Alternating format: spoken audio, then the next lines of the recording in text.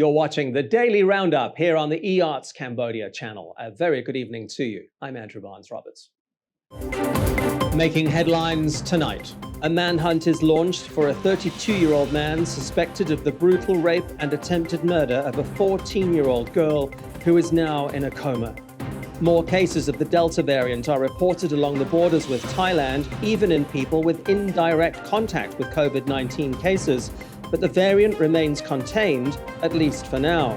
And a New York restaurant serves up the world's most expensive French fries at $200 a plate. A manhunt is underway for the prime suspect in the brutal rape and attempted murder of a 14-year-old girl in Kampong Speu. Police, the Cambodian National Council for Children, and the Child Protection Unit have all sprung into action while the young victim fights for her life in a Phnom Penh hospital. EAC News reporter Reo Soko has the story. It was Monday afternoon when the 14-year-old girl was attacked with an axe and raped, allegedly by her neighbor who pretended he needed help. After raping her and attacking her with an axe, he then left her for dead, locked her inside his home, and fled. The young girl managed to call for help and give first responders some details before lapsing into a coma. She's now fighting for her life in Phnom Penh's Konte Bopa Children's Hospital. Deputy Secretary General of the Cambodian National Council for Children, Ms. Sambat Sokontia, told EAC News that she is deeply saddened by the incident. She says the suspect is a 32-year-old man called Mat Mustafa. While a picture of him has not been released, if you know his whereabouts or more details about this case, please contact your local police station, the Cambodian National Council for Children, or the Child Protection Unit. Rhea Soko, EAC News. The Ministry of Health has announced that more cases of the Delta variant of COVID-19 have been detected in migrant workers returning from Thailand. These workers are now all under quarantine and are being closely monitored. The Health Ministry has also issued a warning for residents of border provinces to be extremely vigilant in their communities if they see workers arriving without having undergone quarantine. The Ministry of Health confirmed that the latest Delta variant cases were recorded by the Pasteur Institute in Phnom Penh. 21 cases were detected in migrant workers, but other people with both direct and indirect contact with those workers have also now tested positive. 4 cases were recorded in healthcare workers. An additional 6 people contracted the Delta variant directly from a COVID-19 case, while 8 more people tested positive after indirect contact. They bring to 114 the number of Delta variant cases reported in Cambodia so far. Delta is an extremely contagious variant of COVID-19, 50% more transmissible than the Alpha variant, which itself is 50% more contagious than the original virus COVID-19. Cambodia has reported its lowest number of daily COVID-19 cases in weeks. Just 685 new cases were reported on Tuesday lunchtime. 262 of these are imported cases. It is the first time since mid-June that the daily case number is below 700. The daily death toll is also under 20 for the first time this month. 19 deaths have been reported overnight, taking the total number of fatalities to 1,324. The new cases take to 74,386 the number of COVID-19 patients detected in Cambodia since the start of the pandemic over 18 months ago. For the third straight day, recoveries have also outpaced new cases. 775 patients discharged overnight, taking the total number of successful treatments to 66,725. Prime Minister Hun Sen has been awarded Russia's Order of Friendship. The decree was signed by Russian Federation President Vladimir Putin on Sunday. EAC News reporter Reo Soko has the details.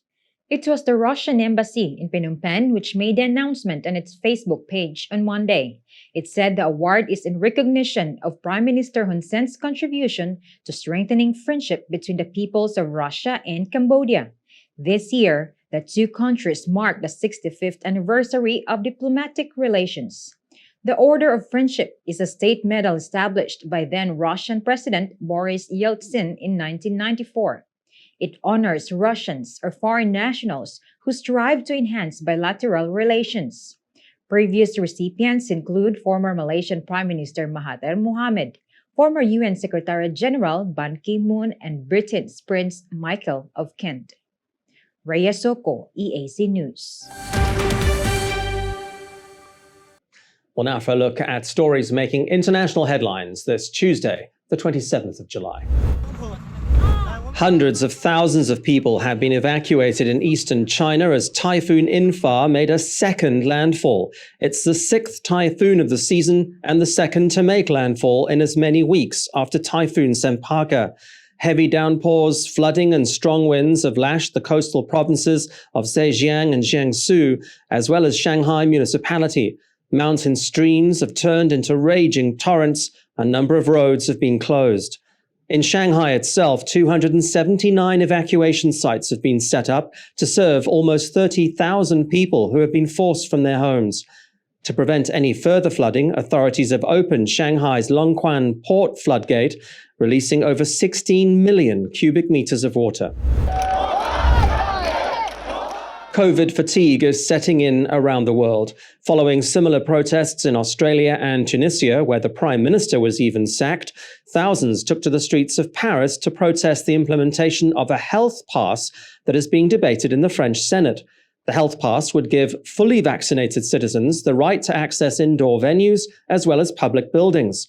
Several protests took place simultaneously near the Eiffel Tower, with the far-right Les Patriotes movement urging people to wake up to what it called discrimination.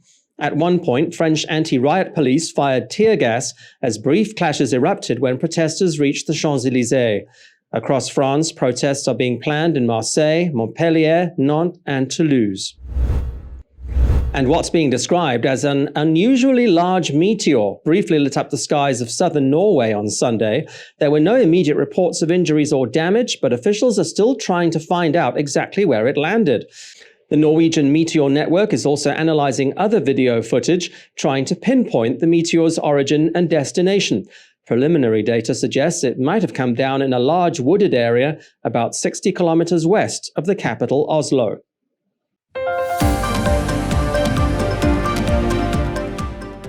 Day 5 at Tokyo 2020, all the very latest from the Summer Games with Alessio Mazzoni after the break.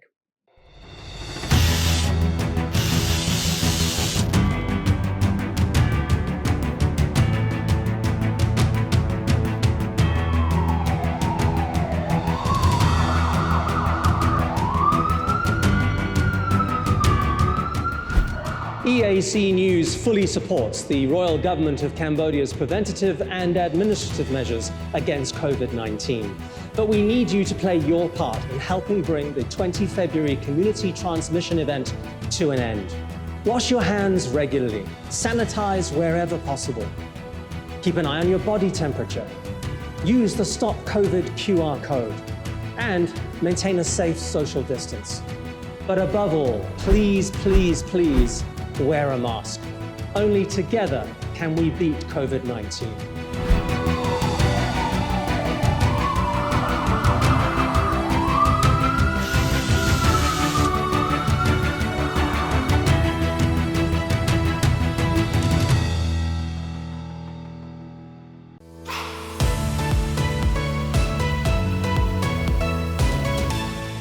EART's Cambodia's audience is growing. Our YouTube channel now has 150,000 verified subscribers.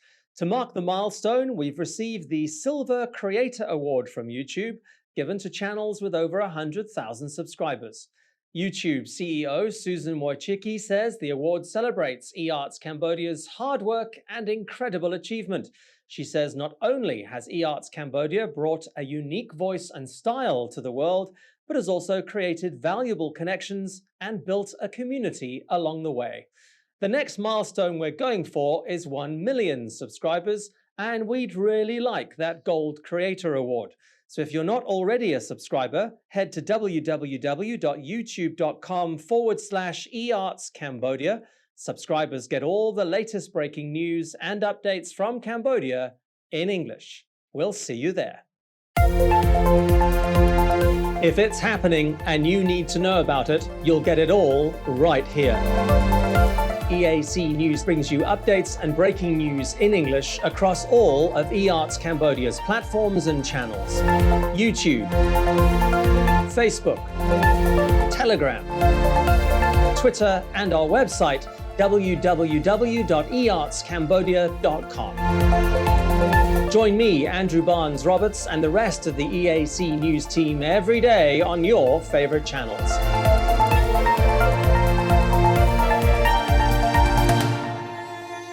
EAC News, Cambodia made clear.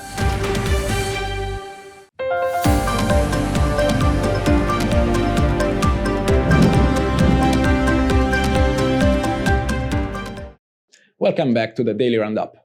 Day 5 of the 2020 Summer Games, and the medals have started rolling in for the biggest teams. The US has gone top of the table with 13 golds, but there's some drama brewing over what women athletes should be allowed to wear. But first, to the medals table, and thanks to swimming and the men's and the women's ski discipline in shooting, the US has gone top.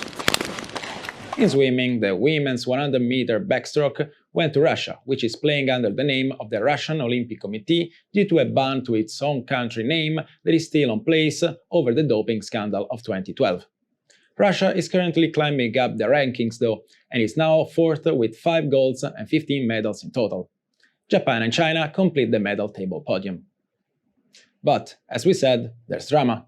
The German women's gymnastics team has opted to wear full bodysuits in a move they said was designed to promote freedom of choice and encourage women to wear what makes them feel comfortable rather than what might be good for TV ratings.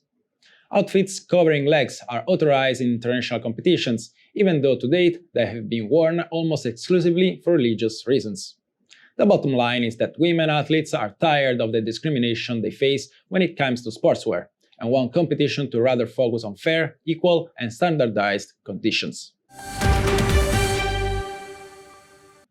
The contemporary art scene is growing in Cambodia. Young artists are blooming and businesses are picking up on the trend, commissioning works by artists tapping into the country's extensive cultural heritage. One art space in Phnom Penh has just held the city's latest art exhibition, and EAC News went along. Saturday saw the final day of the Pen Art exhibition at FT Gallery, with dozens of local and international artists showcasing their drawings, paintings, and photos. Sustainable sculpture was also present, with a few pieces made from reused materials. EAC News spoke to FT Gallery's general manager, Kentan Konesa, who let us in on his perspective and the space's purpose. He says FT is an art gallery with a focus on street art and contemporary art run by and for artists. For Kentan, what's important is offering the people of Phnom Penh something fresh and new. The idea is to create experiences for the visitors, exposing them to something that will trigger some inner reflections and curiosity. Many other smaller spaces are slowly opening in Phnom Penh despite the pandemic, and we're sure the contemporary art scene is here to stay. Stay with us now for tomorrow's weather.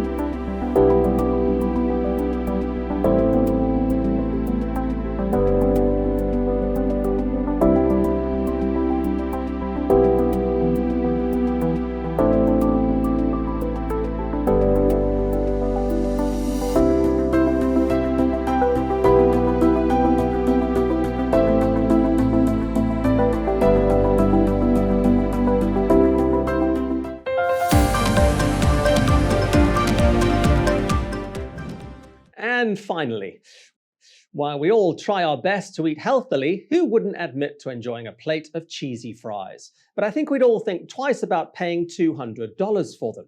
That's what the Guinness World Record says the world's most expensive French fries cost, and you'll find the creme de la creme pommes frites at New York's Serendipity 3 restaurant. But just exactly how do you make the world's most expensive fries?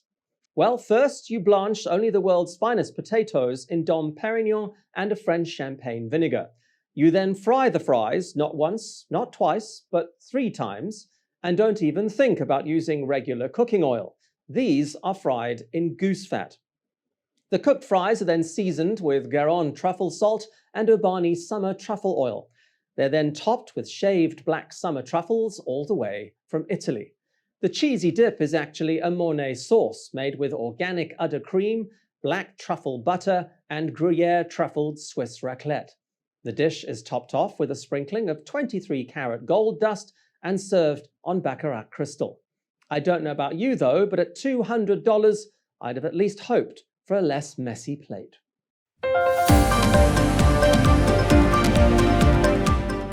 Thank you for watching the Daily Roundup here on the eArts Cambodia channel. You'll get more news and updates from our website. Check out www.e-artscambodia.com. You could also subscribe to our Telegram channel. Look for EAC News. More from the EAC News team tomorrow night at 8. I'll see you then.